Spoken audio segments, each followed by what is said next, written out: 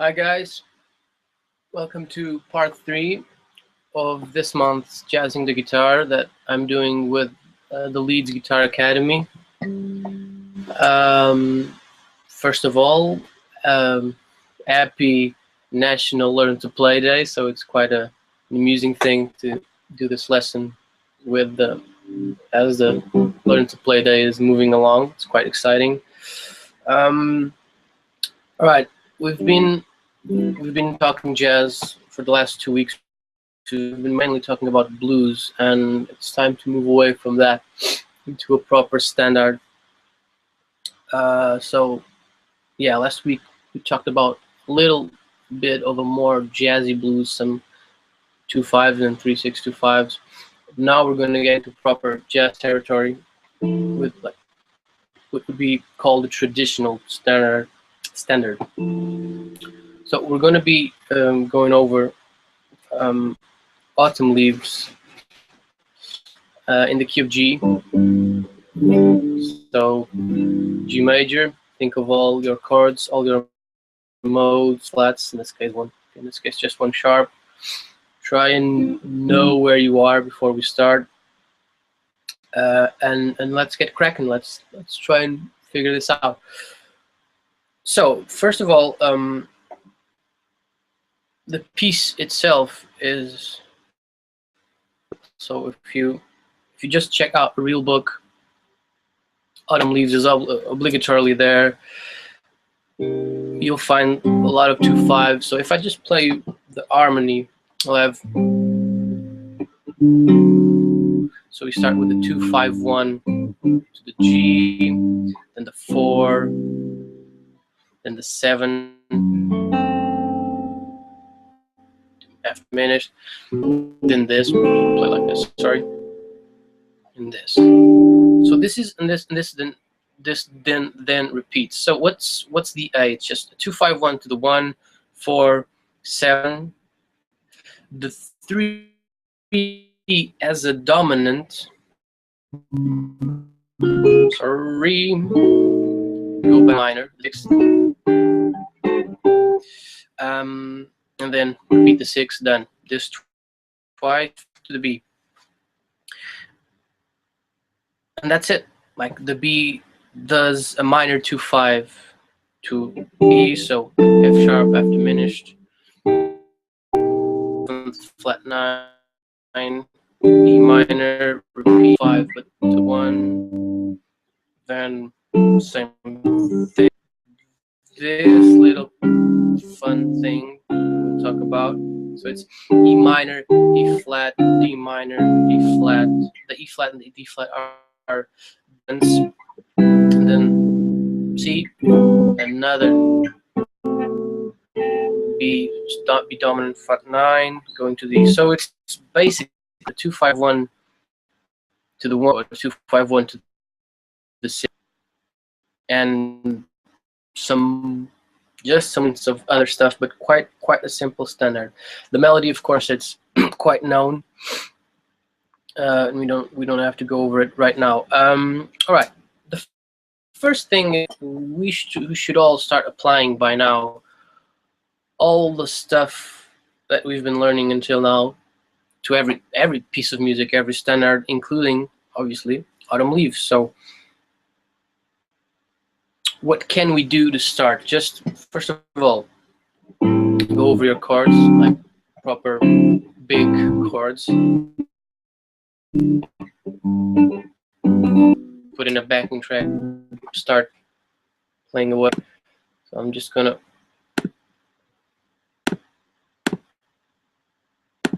do exactly that. So if this was our metronome, 3 and 4 and.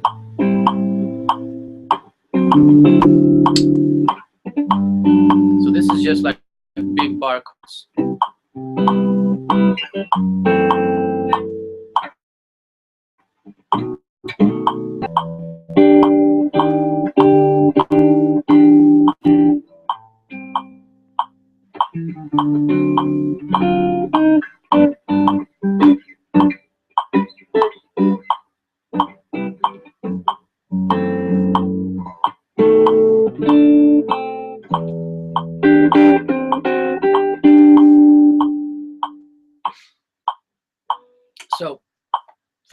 just go over the chords you know. Second step, go over the chords you know, but add some extensions. Just so, and by this time, knowing which extensions you can and can't use are important. So, like the first 2, 5, 1, this 2 means 2 basically means Dorian. So, if you ever treat a minor chord as a second note of a major scale, that means Dorian. So that means a 6th or a 13th and the 9th. Second or 9th. So same chords but with extensions, just the A again. So a 9 or both, the 9th and the 13th.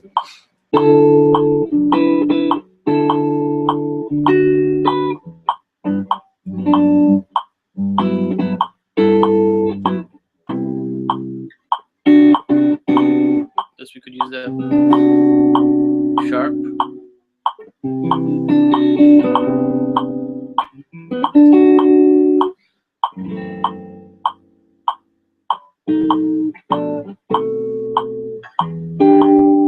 So what can and can't we use?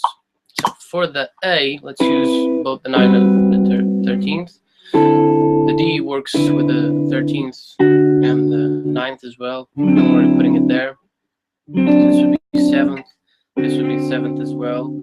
This would be with the 9th. This with the 13th. If you want a higher voicing, 13th, both 13th and 9th. G, just you could put in both as well. Right, but then we come to the C, and this brings up a question. You don't have to do that many extensions. Mostly use one here and there, of course, but I think besides using them as just extensions, which is color your chord and make it sound more interesting or just add more information to the audience, some of these chords do have really specific sounds. So you could try and concentrate a little bit more on those, on those specific notes that make specific chords pop out even more. For example, and that means just basically know your modes and know which chords, which extensions are exclusive to one chord. That would be because that sound only works on that note over that chord, so it can only be that one thing that makes them pop out. Like it's either this or nothing. So, for example, the minors. If you put in a 9th, it could be a 2 or a 6. But if you put in a 13th, although it does give it a little of like a little tense sound, right? It is the sound of Dorian. It is the sound that when you hear it over a minor chord, it can only mean Dorian, and that is something you can try and make the best out of it, because like A minor is the 2 of G. Imagine just another piece of music where you go to another minor that isn't a 2, but you want it to sound as a 2. You can fool the audience implying that Dorian, just putting in the 13th. And then, so instead of like saying, all right, this is Phrygian, sorry, you imply that it's Dorian, although it's not. Another chord, and that's why I stopped where I stopped, is the C. The C is a 4 of G. So you have this, or you can do this, which is a bit tense because it has the cluster. Let's try this. So this is another note of the scale that has an exclusive extension to it, which is the 4, C major, as the sharp 11. Let's try this way. It isn't the most popular of sounds, I admit it, but it is the sound of the 4. So if you want to either A, play the 4, but really make it obvious that it's the 4, put put the sharp fourth in it. And it does color the sound quite well. So it is a sound you can use, you should use. And another thing, if it is another major chord, but you want to momentarily fool the audience that, all right, this could be a 4, but it's not, it's a 1, or it's just a major chord that you're lending from some other scale, superimposing that sharp 11, forcing that sound, can fool the audience. A really simple example used in jazz is using Lydian over the 1. The 1 is the 1. The 1 is a perfect fourth, not a sharp fourth. But even still, you use it just so you go a little bit out of your way and then get back into tonality land.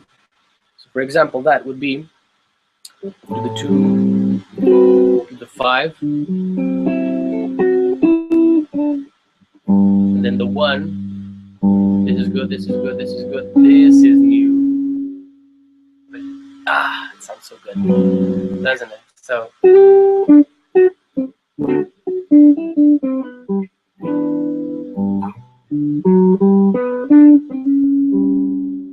it is quite an exotic way of finishing the song for the brave ones. All right. What can we do more? So that's the second step. So this is just remembering stuff. Extensions. Use them, and use them sometimes to make it more obvious that it's that chord or it's whatever chord. It's one specific chord with one specific sound. Right now, going back to the guide tones. Once again, we can use that. So just 3s and 7s. And let's just play the 8. So that would mean this. We're on the D now, G, the C, the F sharp, the B, and the E.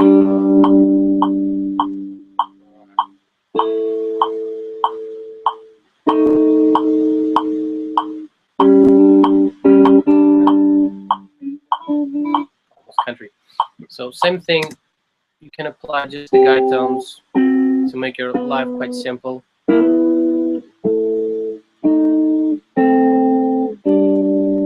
And still have all the information there. And then you're freeing, once again, you're freeing your brain, and you're freeing your fingers to add other stuff.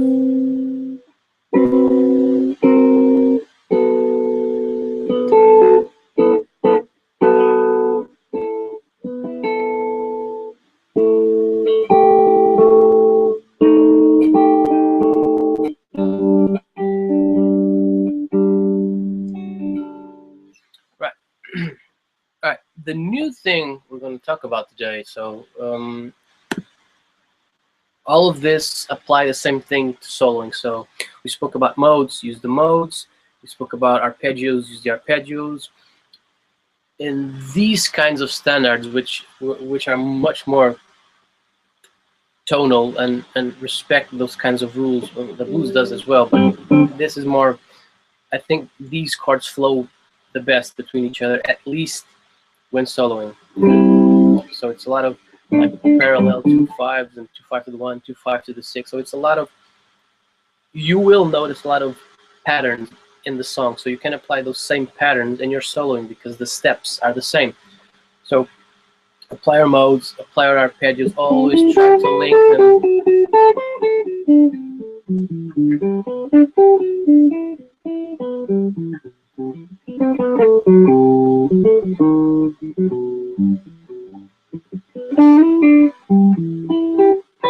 Always try to link them together and make it as smooth as possible. The same thing, we've talked about guide tones, we talked about guide tones with approach notes.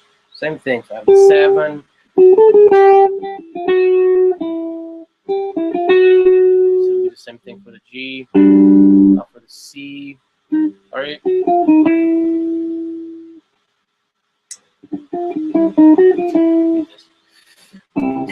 So same thing.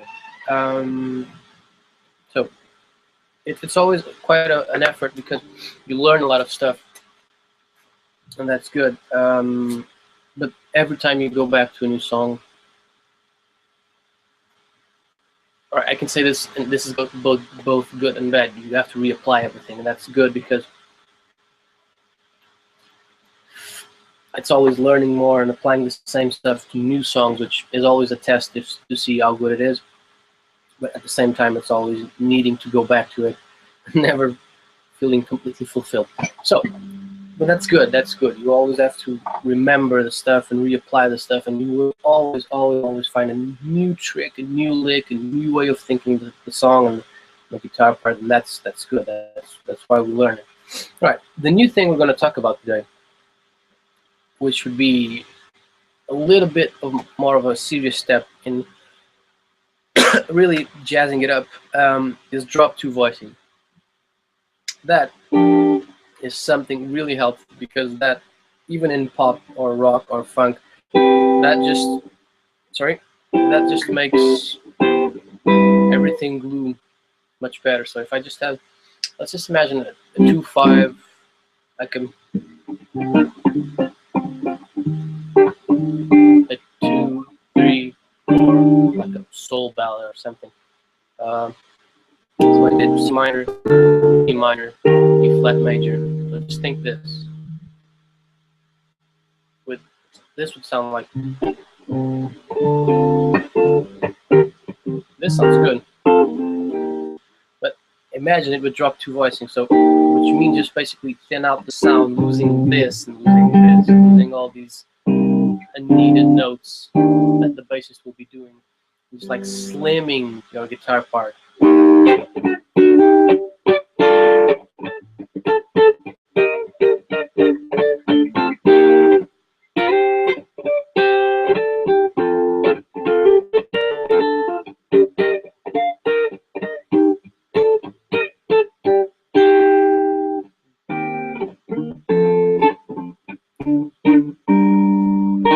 You do get some quite cool sounding chords. So instead of having to do a proper meaty chord, really getting in the way of maybe the organ player or the bass player, you can start to thin out the chords, really make them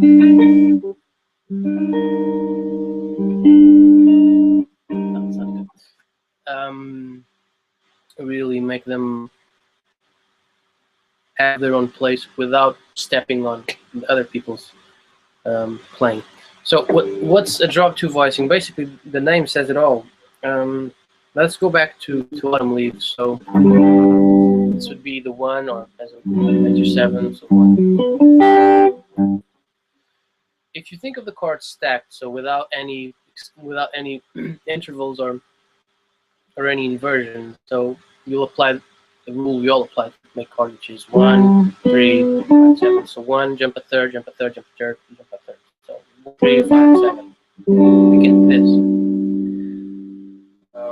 Just G. So what we need to think now is, if we imagine the chord written on the staff, you need to think of starting on the top, the second note. So if we have 1, 3, 5, and 7, I'm referring to the 5. So you think of the 5 and you take it out and you put it an octave below. So you do this. So 1, 3, 5, 7 becomes 5, 1, 3, 7. So you get this.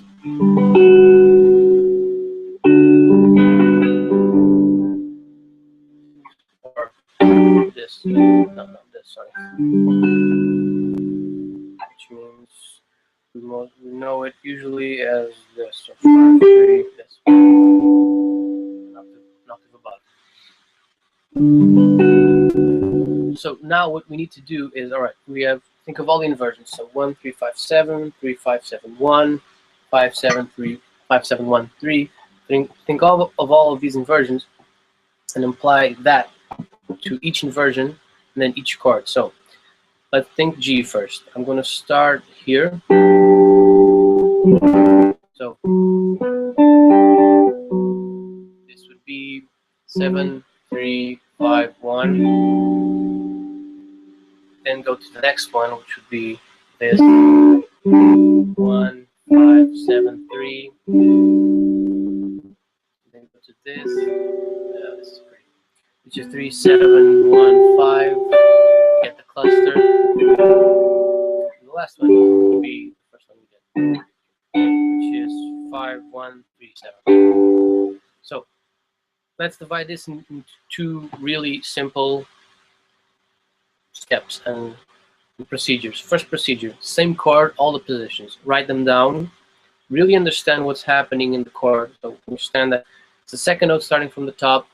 You lower it an octave. Find out the new positions. Some of these will already be positions you know from the cage system. Some of these might be new. Some of these might be old. But really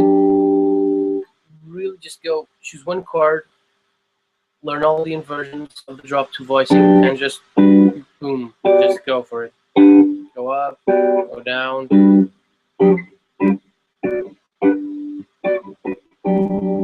Right, same chord. This is step 2. Same chord, but the other three, ways of playing them. So do the same. The procedure is the same. Just find the new notes.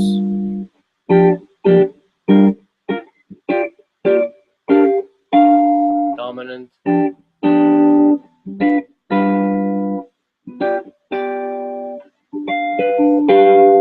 And then half diminished.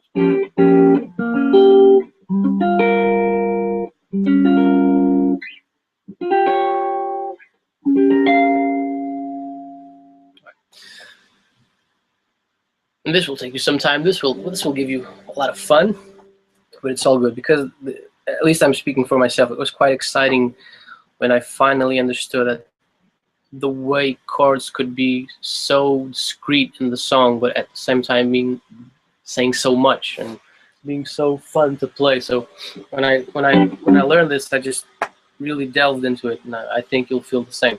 So the best way of learning them, because when we say learn, we obviously mean, all right, I need to get this properly down.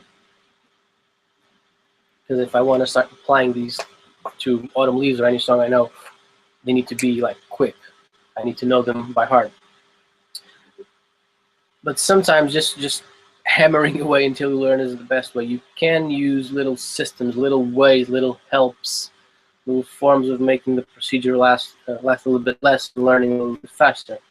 So do this when you're learning them. Follow this order from major, dominant, major, dominant, minor, half diminished. Because this way you only have to change one note per chord. So the major 7 turns into a minor 7. From the major to the dominant to the minor.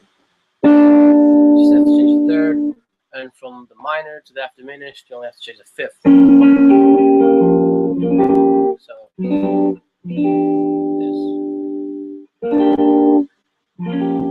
this, and this.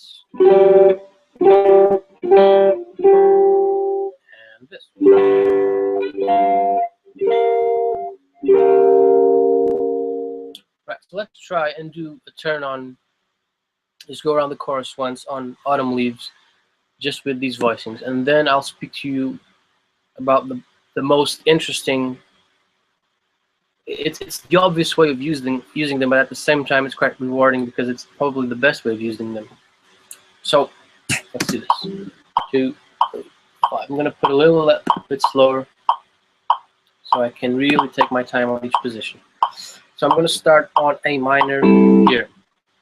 1, 2, and 3, and 4, and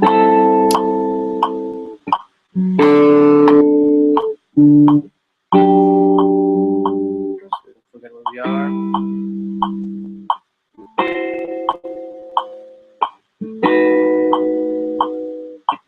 E minor.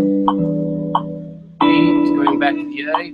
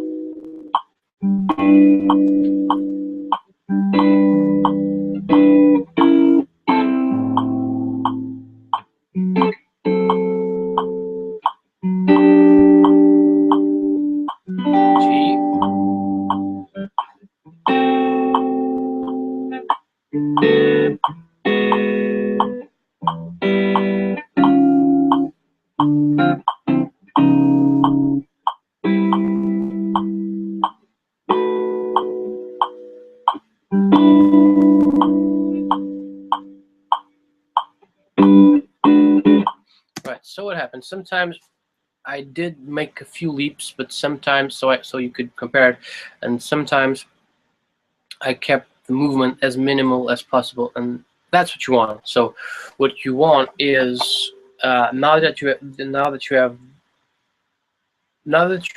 because basically drop two voicings is this. Now you can put every note of the chord on top of your chord. So besides being cool chords, they're just like the first step to chord melody.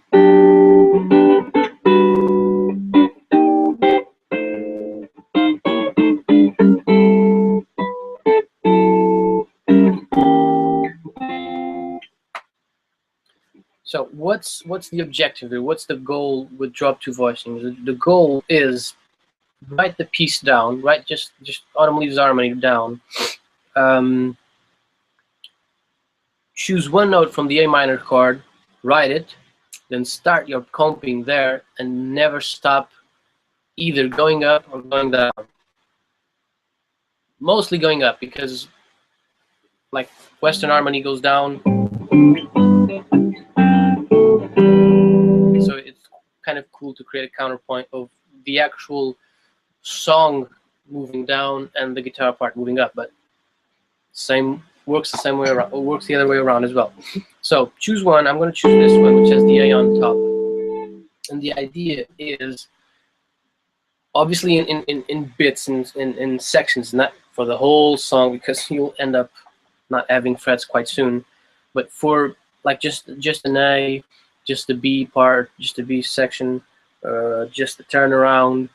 That's the taste part. That's none of my business. That's each one of you will decide what to do with this. But try create a bit of voice leading with your comping because now you can, because now you're able to put every note you want on top of your chord, and you will really be able to pick, all right, which sound do I want as my higher pitched sound, which basically means which sound do I want people to hear the most, because that's just how sound works. So let's start on this one. This is A minor, D, G, C. So let's just analyze this part. We have A minor with A minor on top, D7 with A on top. So I'm doing 3, 7, 1, 5, and then I could keep it extra. Quite fun to do the ninth, but not now. Then so A to G, A to B, sorry, and I'm doing the G. I can keep the B for the C. Then this is my F flat, my F sharp, sorry. Right, and now we have two options now. If we really want to keep going up, you have to do this. So which means going from the F sharp with the C on top to this. But it's too good to not use it. This can become this. So because this B flat, this B dominant is a minor dominant fifth to a minor. So which means you can use flat 9. And if you can use flat 9, that exact note is the C. So from your F sharp, you can just lower this to this. So put in the E flat, and you have your B, and then you go back to E. If not, you do F sharp, you do B, and you do E. So let's go over it. A, B, G, C, F sharp, with the flat 9, E. Without the flat 9.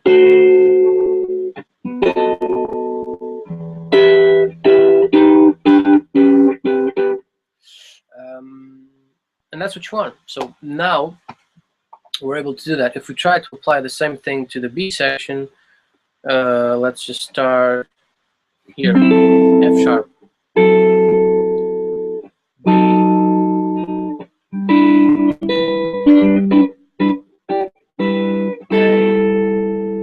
now I want to go up,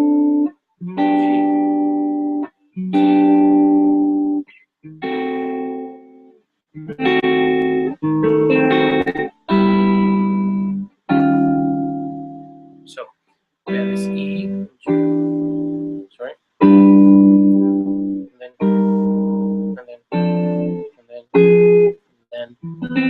on C. So all of this. So what does this do actually? First, your comping is glued. Your comping is together, is tight, is secure. You, even if you're not thinking of it, are creating little small but really cool sounding melodies on top of your comping.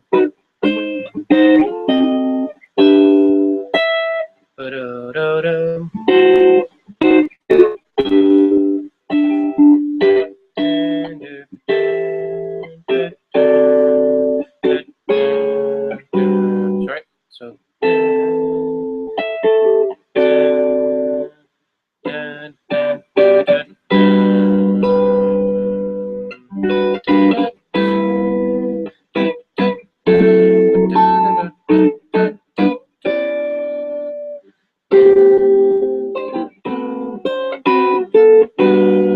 then you can start putting in extensions in it. It becomes even cooler. So what would be a good exercise to this? What can be a cool way of starting to apply this? So first, learn your positions and do it both ways. So same chord, all positions. Different chords, same position. So major, dominant, minor, flat, major, dominant, minor. I have to finish. I said flat. Thinking of the flat 5.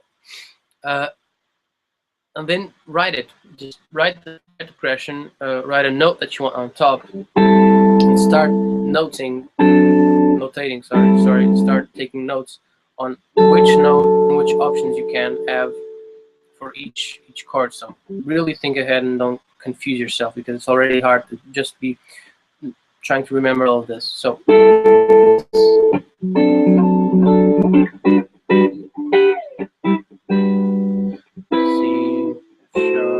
just try another one. So let's go down now.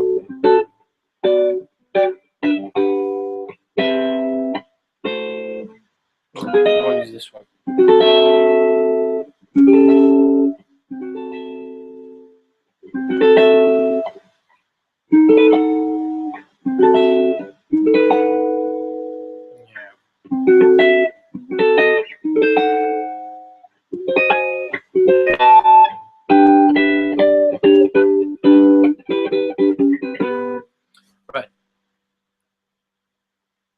So good luck. This is quite a handful, because this is quite a lot of stuff to do. All right, let's just focus on the final 8 bars, just because it has some new there, something we did speak about it a little bit last week. We didn't see it properly applied in a progression in an already existing song. So let's just think of the last 8 bars. F sharp, B, E minor, E flat 7, B minor, B flat 7, C. Right, let's just stop here for a moment. First of all, applying this to your drop 2 voicings, because usually Western music works in fourths, and that's what we've been doing. That's why the steps are so small. This little moment of E minor, E flat, D minor, D flat is chromatic. So this, although it's easier because it's close, this does need you to turn off the in fifths and fourths approach. So just let's go over just the positions, because these would need to be other positions. So F sharp, the B7, I'm putting the flat 9.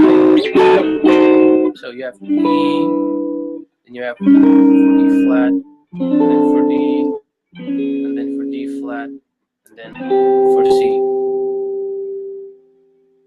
Right, so this E flat is just, this is just a 3, 6, 2, 5 to the 4.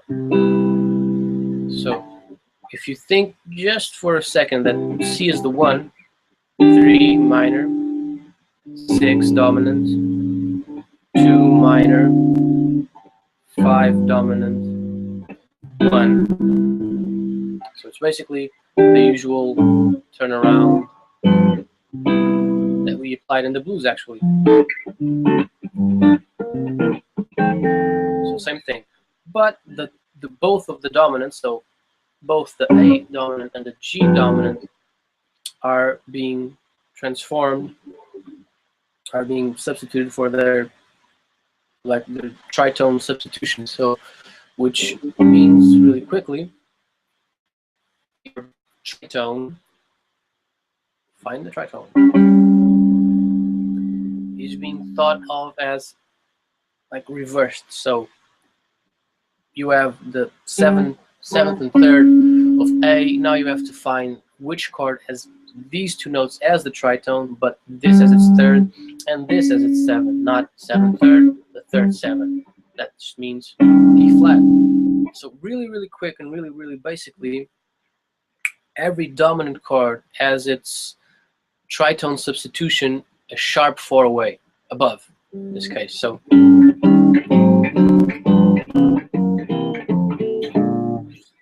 every time you have a chord, it's dominant, think a sharp 4th above it, boom, tritone substitution. So that's what we have. We have a 3, 6, 2, 5, but the 5s are being changed.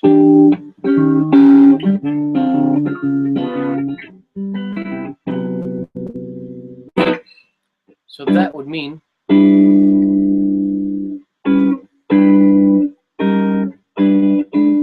that learning different chords in the same position here really helps, because you just have to move one fret and apply the difference. So the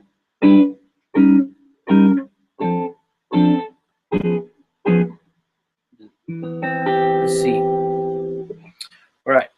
Or the C, and then you go back to the B flat. You have this. You have this.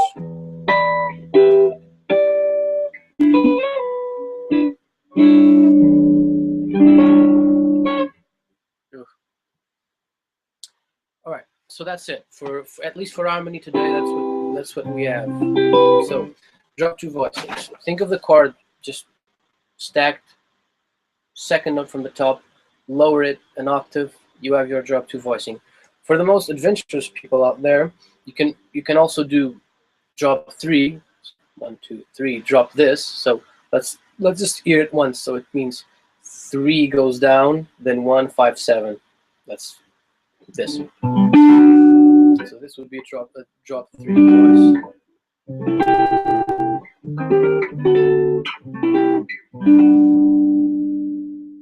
then you can have drop 2 and 4. So drop this and drop this. So let's imagine you have 1, you have 5. The same thing for the, so this, you have this, and then you have the third, and then you have the 7. So you have this.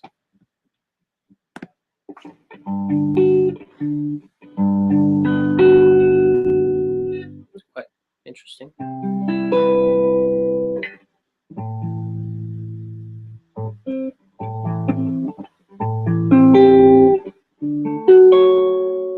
Sorry.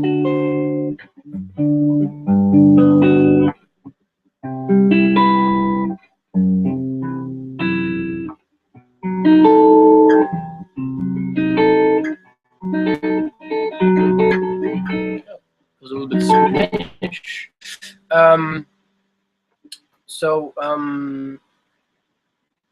You can use all of these. Usually the thing is, the more as you go along, so meaning drop 2 first, and then let's think of it as a list. So we have drop 2 first, drop 3, and then drop 2 plus 4. The further you go with your investigating, it basically means a really practical way of thinking this, the bigger the distance between your first and last note, so basically the more space your chord will occupy, the more. I usually think of it as a little bit Oldsworth or Martini, so really spacious, really open, vibrant chords. So as you keep going along, they get bigger and bigger and bigger, and they just get more lush, more spread out, which, for example, maybe in a big band would be not good. It would be awful, actually. You'd just be stepping all over. You'd just be saying too much with one instrument, and the brass wouldn't have space, the piano wouldn't have space, the bass wouldn't have space. So when you need to keep your guitar part really discreet and really tight and really tidy and just in its own little place, use drop 2. Because they're so physically easy, you can do little bits of chord melody and really have some fun with it. But then as you progress, the chords get bigger, and you might want to use those maybe in a trio, for example. Wide. Maybe get like, since the bassist would always be doing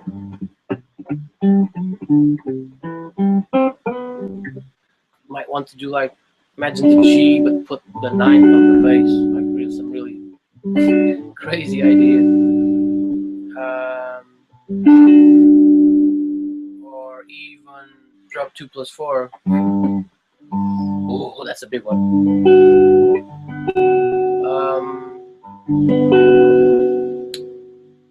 Just use like for a duo, so something where you would be the only instrument.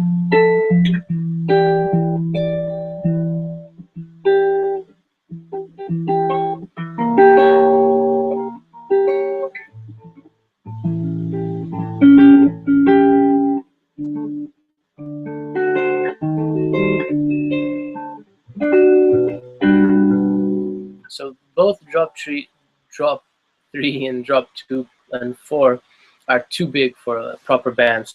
So those you need, and once again, you'll have to go over the procedure all over again. So learn the drop 3s, really know where everything is, and then learn all the inversions, and after that try to apply it. But yeah, drop 3 and drop 2+4, although they sound quite more cooler, they are too big for a proper band. So, and even like physically, like you never, drop 2 can be used, applied in soul and other kinds of style. Drop, just logistics, drop 2+4 would be, it's too hard to play quite fast. So and in ballads, as well in ballads, because they're so spacious. Right, so now thinking of melody, let's try something. Usually this is supposed to be the first step if you're really wanting to get into jazz soloing. This is something we haven't spoken about yet, because we haven't learned a song with a proper melody. But this is usually like before the modes, before your arpeggios, before your patterns, before your motifs, before the guide notes, the guide tones, right?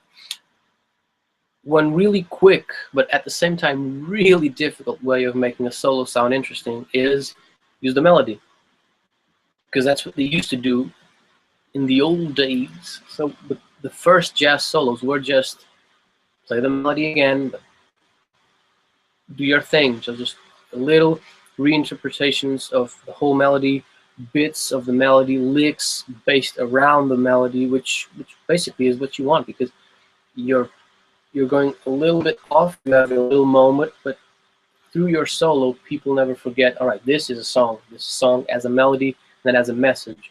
And if you keep using the melody, people never forget that.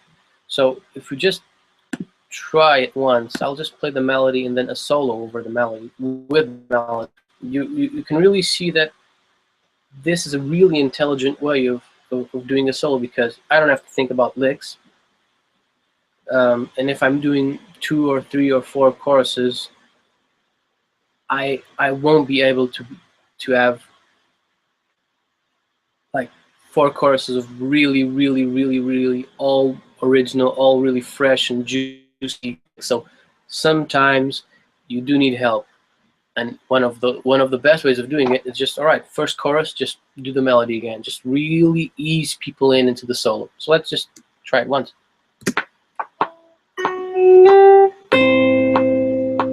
This is just a melody.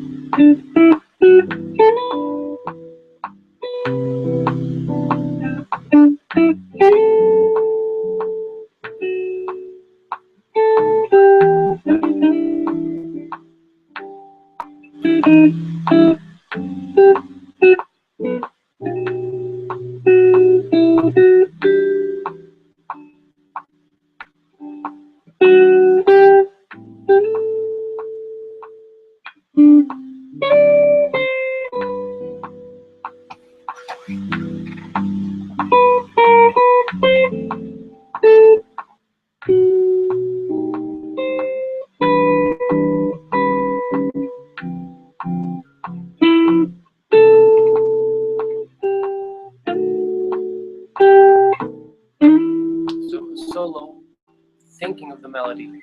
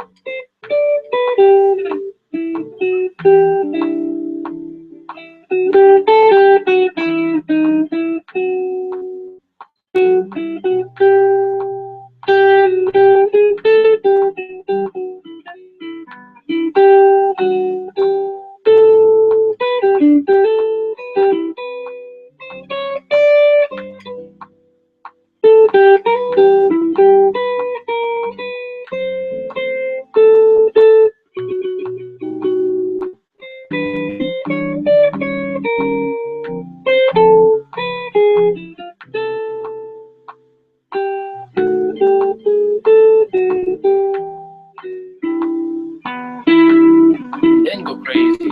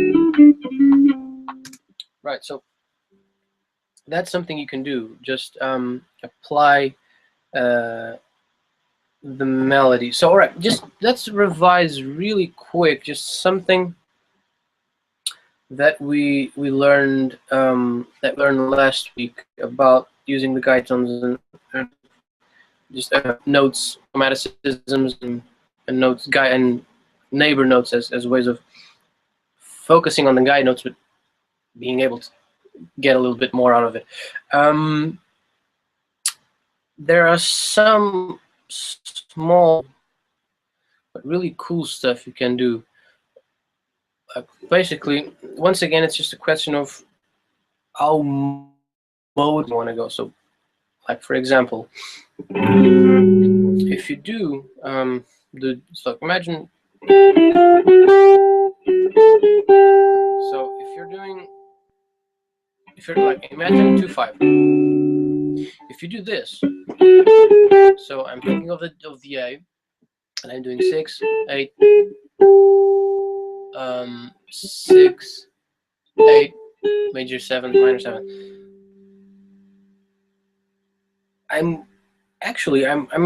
I'm giving so much information that it's quite interesting, and then you can choose the note which gives you the most information, or the information, the color that you want, and maybe just take a little bit longer on it. So I'm doing the 6th, which instantly says Dorian. I'm doing the major 7th. This is quite interesting. We're implying melodic minor. So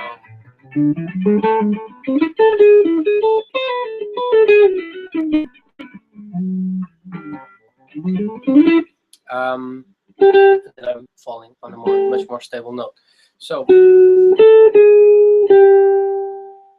if you do the same thing, actually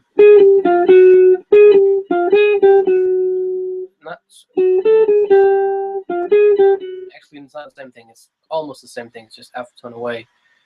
For the D, you're implying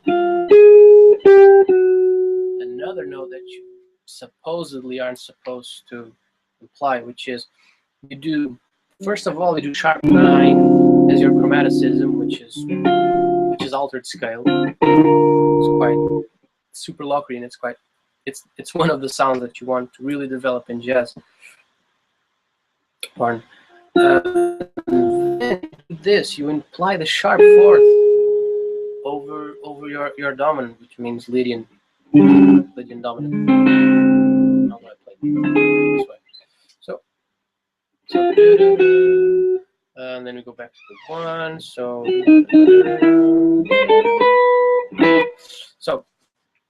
just using, once again, just using those guide tones and those approach notes, you are really stepping into some dangerous jazz territory, and really saying a lot with your solo, because and that's the funny thing. And once again, remember, this is not just for jazz. Anything you play, you can go really simple with it, and you can go really smart with it.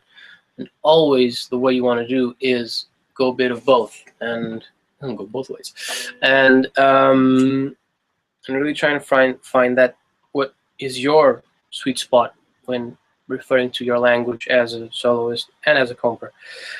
So all right, we did burn a lot of time on the harmony section, but drop 2 voicings are, at least in my opinion, the first really major step into becoming a really competent composer. So it's just go over them, like learn them by heart, play with them. Once you know them, you can really you get this really instant click, which is, all right, if I just put an extra finger, I have the drop 2 voicing with extensions, and then I can start doing the whole scale as drop 2 voicings. Sometimes you need to do a bit of changing around, because we only have so many fingers that can do only so many things. Also, these extensions can be played with diminished chords. So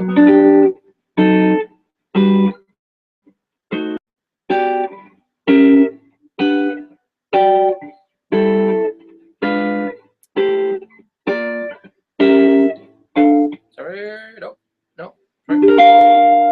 No, it was right, sorry.